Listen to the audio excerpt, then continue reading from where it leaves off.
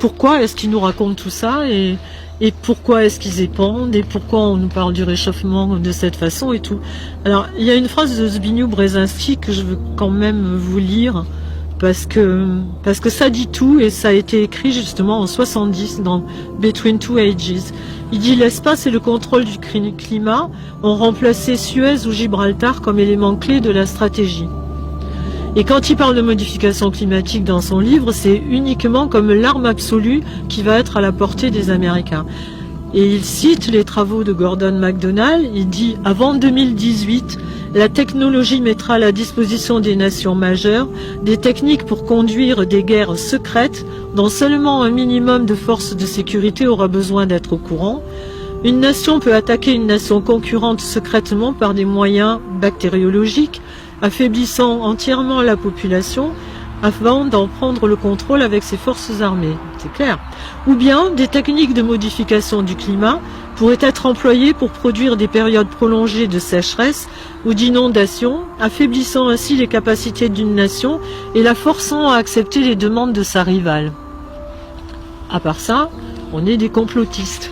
Donc la géo-ingénierie est bien une réalité.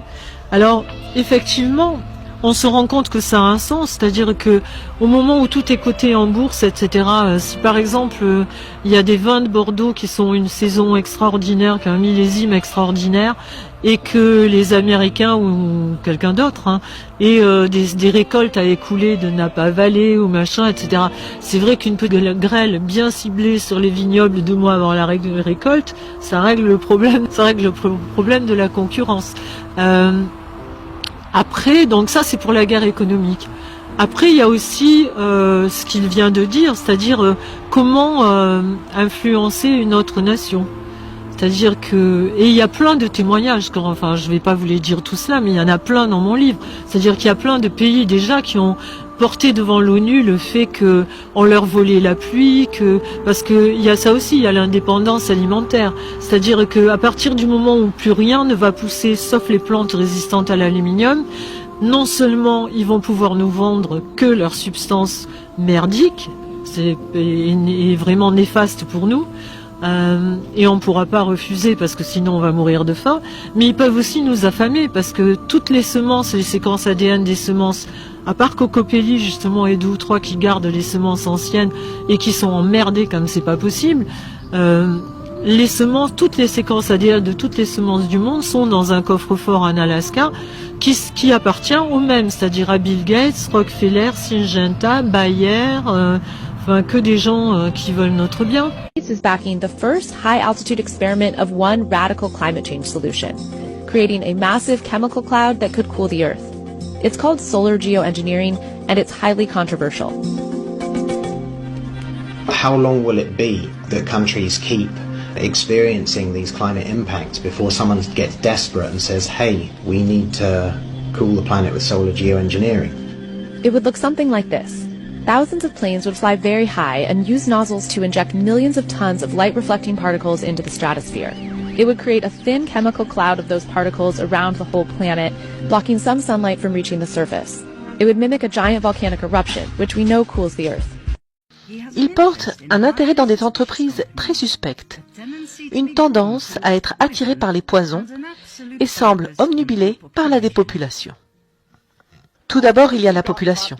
Le monde compte aujourd'hui 6,8 milliards d'habitants et il pourrait atteindre les 9 milliards. Si nous faisons un excellent travail avec les nouveaux vaccins, améliorons les soins de santé et ceux sur la fertilité et la reproduction, nous pourrions réduire ce chiffre de 10 ou 15%. Regardons les choses en face. Un homme promeut ouvertement la réduction de la population mondiale pour sauver la planète, dit au monde que les vaccins peuvent aider à atteindre cet objectif, et qui promeut ensuite ces mêmes vaccins pour sauver des vies. Vraiment? Décidez-vous, Bill. Voulez-vous sauver des vies humaines ou voulez-vous les détruire? On ne peut pas avoir le beurre et l'argent du beurre. Suivez l'argent et vous apprendrez à connaître l'homme qui se cache derrière. Nous avons vu les OGM, les moustiques infectés, les tests sur les cobayes humains dans des pays les moins développés, les armes biologiques, les trafics d'enfants et les abus sur l'île d'Epstein. Ce n'est pas un joli tableau, Bill. Qu'est-ce que vous préparez d'autre? Plus nous sommes plongés dans l'histoire de Bill Gates, plus nous avons été choqués et écœurés. Le Synpro, c'est l'avenir de l'alimentation. C'est une protéine cultivée en laboratoire qui contient plus de fer et de vitamines que la viande et dont la production nécessite bien moins de ressources naturelles que l'élevage industriel. Oh, toutefois, les laboratoires Christie sont avant tout des laboratoires pharmaceutiques, n'est-ce pas? Vous avez toujours fait des vaccins, alors pourquoi s'intéresser à cette viande miracle? On l'a nommé Synpro, ce qui signifie simple protéine.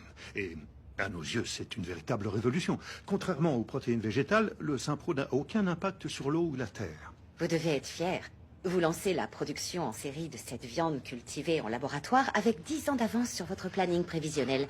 Vos détracteurs craignent que vous n'ayez pris des raccourcis. Nous devons cette avance au travail acharné de notre incroyable équipe de chercheurs. Et vous n'avez toujours pas trouvé d'acheteurs, c'est bien ça? Non, pas encore, mais nous sommes très fiers de pouvoir offrir du Synpro à des dizaines d'écoles formidables dans tout le pays.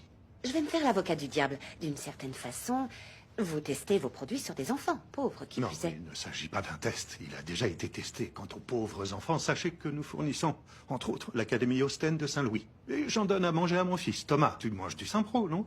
On en mange tous les samedis. C'est mon plus grand. Daniel Lee, école primaire à Moody, en Alabama. Grace Hawkins, école primaire à Kellans, dans le Mississippi. Ça vous dit quelque chose? Connaissez-vous ces écoles, Ces Dr. deux Christie? villes ont récemment été touchées par une épidémie. Les enfants avaient consommé du Synpro quelques heures seulement avant de tomber malades. Plus de 40 enfants sont morts, docteur. Est-ce que ça vous inquiète? Ça devrait tous nous inquiéter, mais... La viande n'est pas un vecteur de transmission. Sauf que ce n'est pas de la viande, vous l'avez dit vous-même. Êtes-vous sûr à 100% que le Synpro n'a pas tué ses enfants? Là... Docteur Christie, vous ne pensez pas que les parents ont le droit de savoir si leurs enfants risquent de tomber malades? La viande n'est pas un vecteur de transmission. On reprend dans 5 minutes.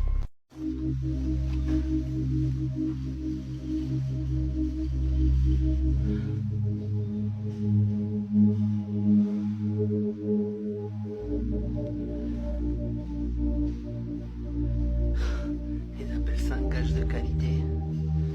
Mort de rien. Partout, partout, partout. Partout. Partout.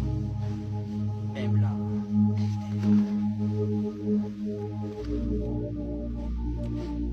Il y a juste les trucs bio qui semblent s'en sortir. Mais même comme ça, vu que c'est la même marque, j'en mets des doutes maintenant.